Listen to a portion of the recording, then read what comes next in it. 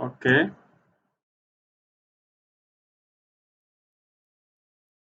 All right. Let's feed this sensor with our voltage, our DC supply. Pay attention, please. This is my positive. Okay. So I'm feeding. It's too long. Sorry.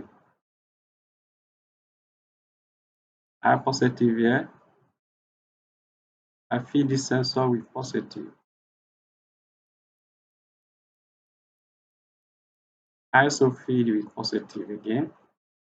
Then negative. I need negative too.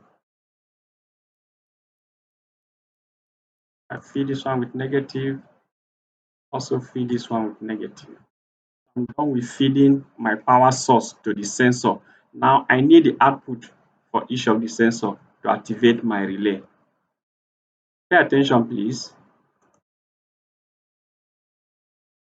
Okay. Now, because of that, this relay should also be a DC relay. This relay should be DC relay. Okay. All right. So let me, for instance, let me presume that I'm using 12 volts. This is 220, 230 supplying my power source, my power pack. Okay, power supply. Then I'm getting 12 volts output from my power supply. Now that 12 volts is what I use to feed my two sensor. Supposing my sensors are using 12 volts. So because of that too, I will also get a relay of 12 volts so that I use the same source. I don't need to get another power pack for a sensor and also introduce another power pack for my relay. But it's quite possible. It's also possible you can do that. But unfortunately, what I'm getting from my um, sensor is what sensor is being fed with. Okay, unless I'm using a sensor that is using a dry contact. A dry contact. Let me show you what I mean by dry contact.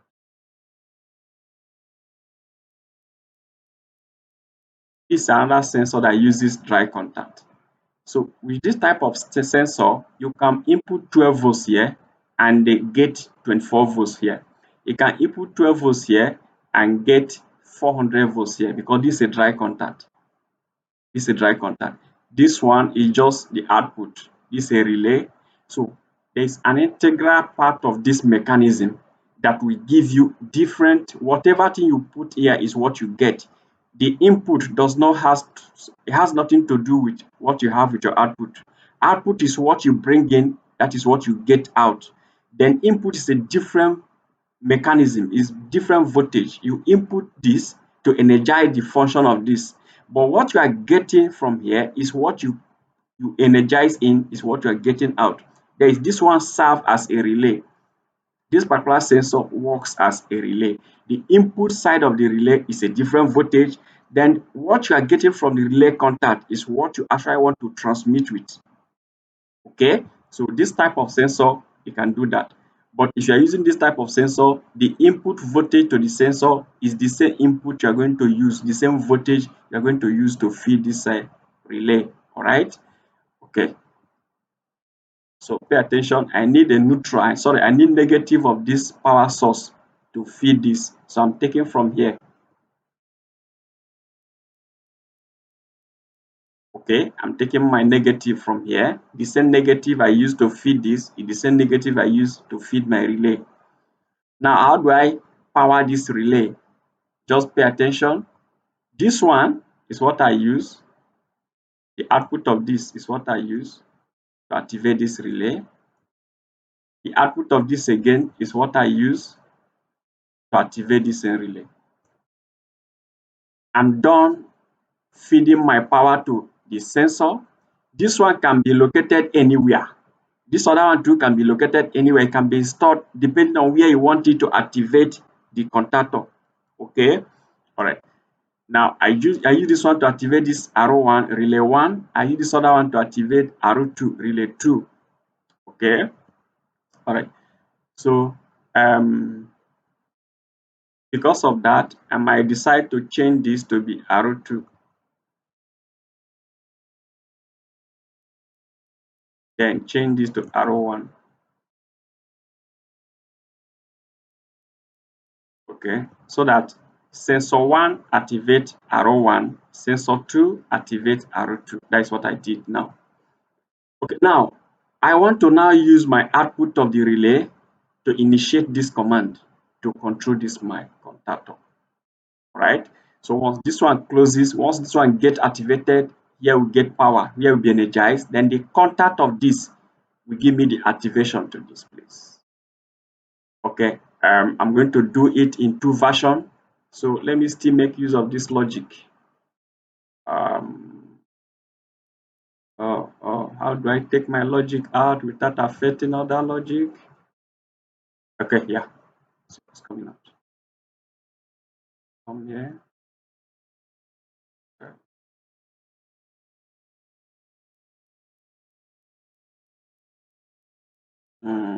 Okay, don't worry. Take it away. Don't worry. Take it away. I have similar logic. I have it. Go to my page. You see a lot of logic like this. I want you to concentrate on this 3D wiring. It's more. I want you to concentrate on this place. So let's do away with this. Okay. Oh, this one changed. Let's put it back. Let's put it back. Okay. This one is coming from.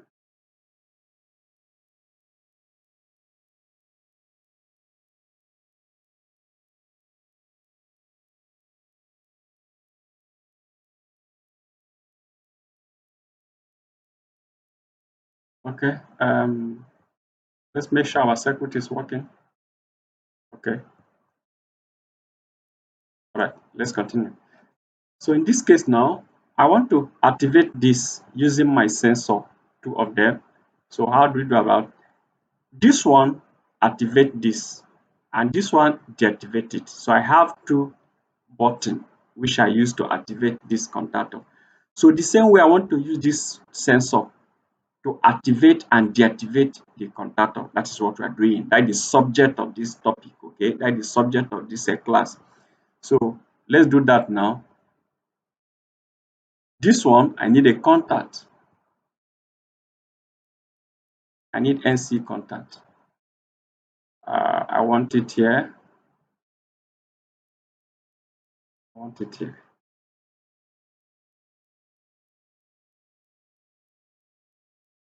I want it here.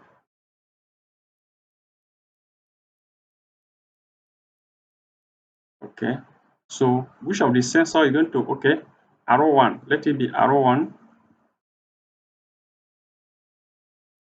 Arrow 1 is to energize the contactor. Arrow 2 is to de-energize the contactor.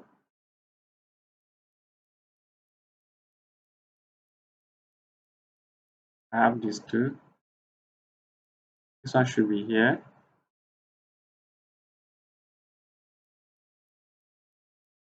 This is arrow 2.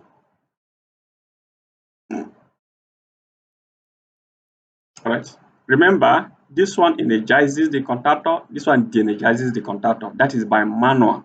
Then by sensor, by automatic mode, is when this sensor senses whatever thing it is designed to sense. Then the activity of closing and opening here will also commence. Alright. The instruction of close this contactor, open this contactor is by manual here. Then by auto mode, that is by sensor, is going to do that same, perform that same action. Okay, later I will discuss about the application because you need to know the application of this. So what are we doing? Look at what we're doing. Feed this and also feed this. It's a confusing state. Let me describe it now. What you are doing to activate this contactor is by momentarily push this button. Once you push this button, 3 and 4 will be connected. The contact between the terminal 3 and terminal 4 will bridge, will create closed circuit. And once you off your hand, it will open back because it's a momentary switch, a spring return, spring loaded switch. It does not maintain. Once you act on it, it does not maintain. Once you act on it, closed circuit, you will close terminal 3 and terminal 4. momentarily. As you off your finger, both of them will open back again. That is what we are doing by activating here. So the same way, pressing this place is the same way as momentarily pushing here, close. Because you are still bridging up and down. You are still bridging terminal 3 and terminal 4 by closing here. So I'm going to use the relay 8 to do this. All right. So that same thing I'm doing here, but this case is going to be different. So take away this.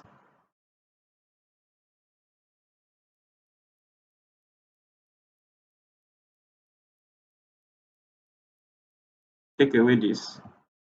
The same way, if you want to shut down the operation here, what you are doing is momentarily disconnecting the power here.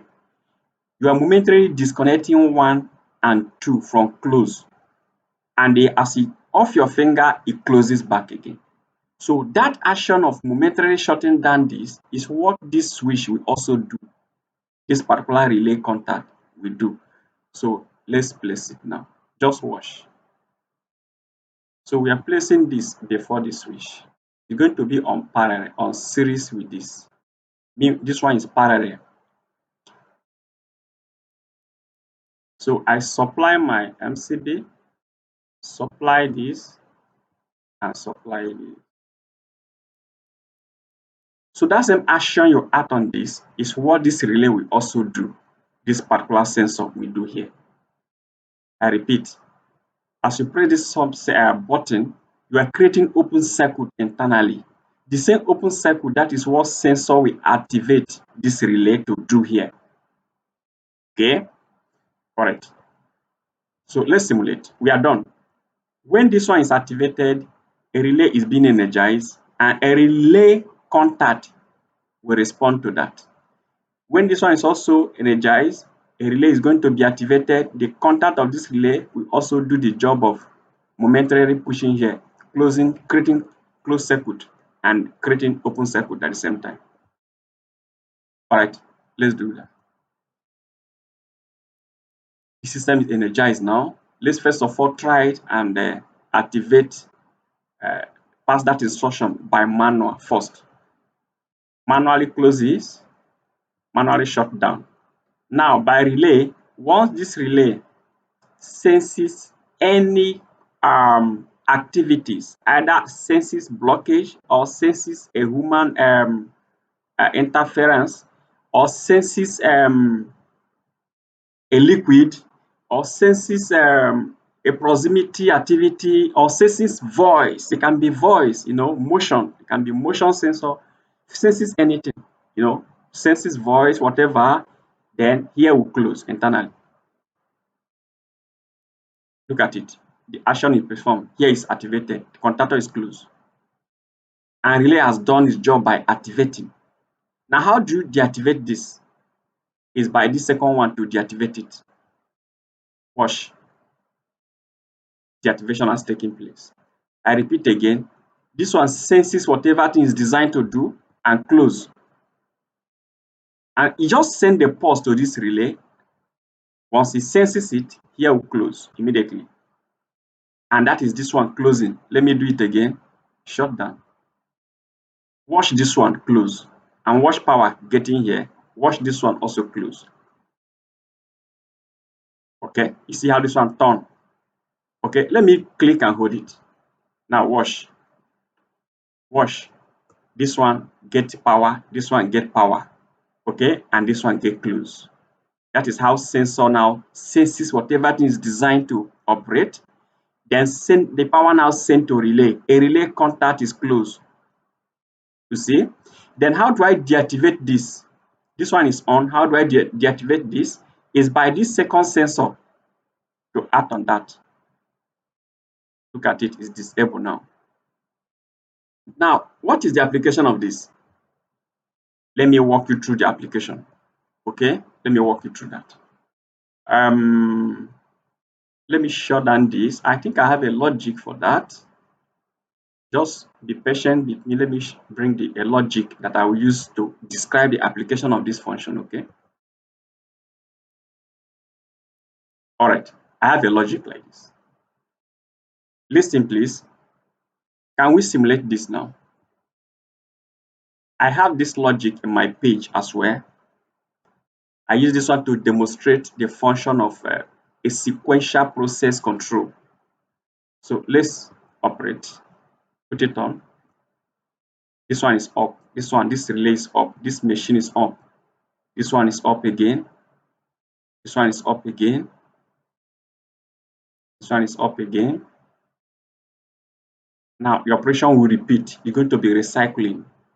That is timer function. I use timer to do this. All right, shut it down. Okay, just listen now.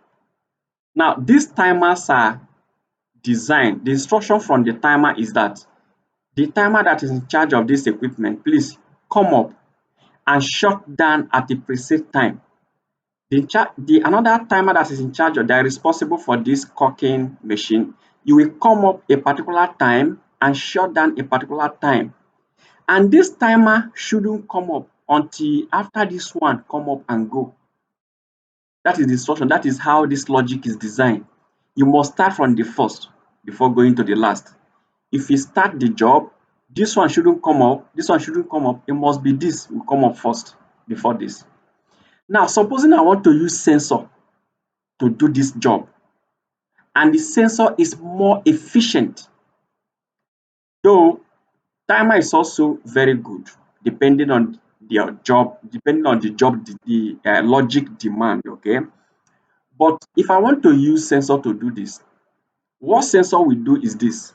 Supposing I want this one to come up, okay, and after preset time it should shut down. I don't want timer to shut it down, I want sensor to shut it down. If I have a conveyor and this one come up, a conveyor will move, then sensor will shut down conveyor. So it's going to be a sensor that will shut down this machine, and that same sensor we put on this machine. So sensor will tell this machine to shut down and tell this one to start. So that sensor will do that job. Okay, sensors ask this one to stop and ask this one to start. So that same sensor that will shut this one down is the same sensor that will ask this one to commence. Okay, so that function of stop this and put on this is the application of what we just did. Okay, one contact of the sensor will activate this, another contact of that same sensor will deactivate this and activate this. All right, so let's go back there now. Sorry, it's not this. Sorry, this is a different logic. Sorry. All right, now this sensor we put on this, and this sensor we shut it down. Okay, now the first action that asks this one to come up is this. The second action that asks this to shut down is this. All right, okay, now supposing I swap the operation, I now have this sensor contact door 2. That is 2 of this contact is what I'm going to use now. One of this relay will be activated for this, and this other relay again will be activated for another. All right, so that is the application for that particular logic. Then another application of this is by using a door, using this sensor to control a door. Okay, depending on how the configuration is being requested. So one of these we open the door, then you gain access to the confined space of the door. Now when the door opens, when you now gain access, then how do you now close the door? Is this other sensor that will sense your presence and send signal to the motor to close the door again. Let me repeat again. I think this one is more simpler for you to digest. Okay, the other one is a kind of confusing. Now I have a door that senses your presence before the door opens, and this one is going to do that to sense your presence and open and send signal to this contactor.